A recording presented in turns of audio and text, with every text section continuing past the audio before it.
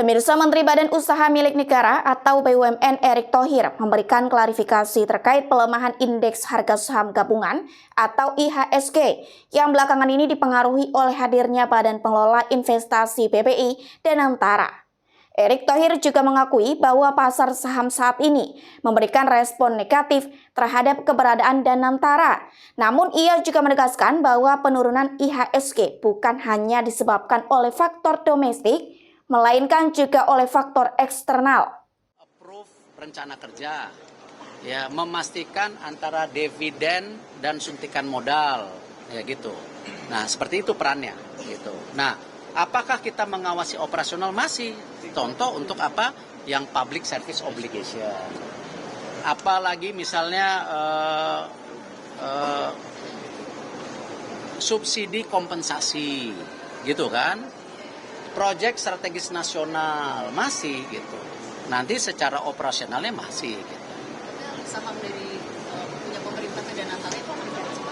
Nah, ini masih proses, makanya kan orang langsung berpikir mudah enggak. Nanti habis ini ada kita mendorong PP Imbreng.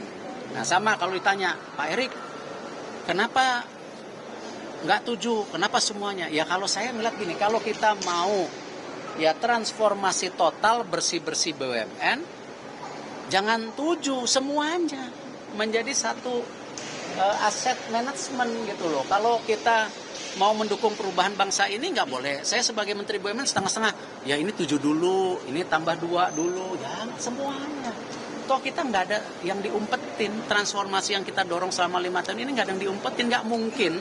Ingat loh teman-teman, profitnya jadi 310 triliun, ya nggak mungkin. Kalau itu berarti nggak ada efisiensi. Kalau itu semua BUMN korupsi, nggak mungkin profitnya 310 triliun gitu loh. Ini konteksnya seperti itu gitu. Ya, jadi tadi sama ya dijawab, ya semuanya akan langsung dijadiin satu di bawah Danantara, di bawah satu payung besar, seluruh asetnya. Nanti angkanya 900 miliar US dollar atau berapa transisinya kan itu bertahap. Ya, dan kita sekarang saya Pak Rosan itu benar-benar ya baik hubungannya. Pak Rosan justru dulu pernah di Wakil Menteri BUMN juga ya. Jadi ini saya rasa positif. Visinya Bapak Presiden positif, dan saya yakin hari ini mungkin market masih berpikir negatif kepada Danantara ya. Pak, nanti Danantara 1MDB loh. Ya, jangan ngeliat itu. Ada juga yang PIF di Saudi bagus. Ada juga yang ADIA ya di Dubai bagus, ya. Ya, ada Qatar Investment di Qatar yang bagus. Ya, kita harus berani membuka diri benchmarking mana yang tidak bagus, mana yang bagus. Masa kita bikin sovereign wealth fund yang segede ini, yang nomor 7 atau nomor 8, benchmarkingnya yang nggak bagus, ya berarti ya sama aja setback. Kita kasih lihat yang bagus. Dan yang diinvestasikan ini tadi kan, bukan sepertinya uang masyarakat diambil dari bank, ya diinvestasi, bukan. Ini uang dividen yang dimasukkan ke investasi.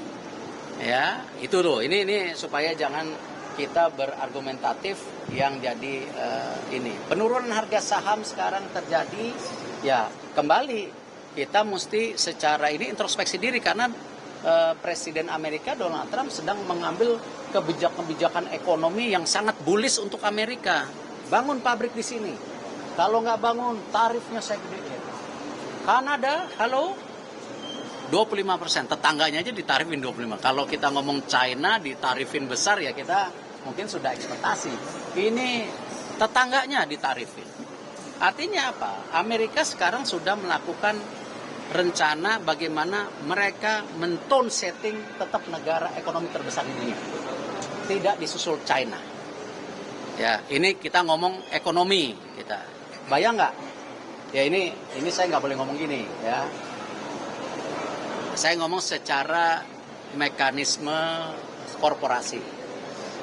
Ya, Kanada, Amerika itu jumlah penduduknya itu 350 jutaan, luas wilayahnya luar biasa. Tapi kan dalam konteks politik nggak seperti itu. Tapi kalau konteks ngomong ekonomi, itu market yang luar biasa besar. Nah, artinya sama. Konsolidasi aset tadi, itu bagian kita juga membuka transparansi, operasional, ya kan, secara terbuka.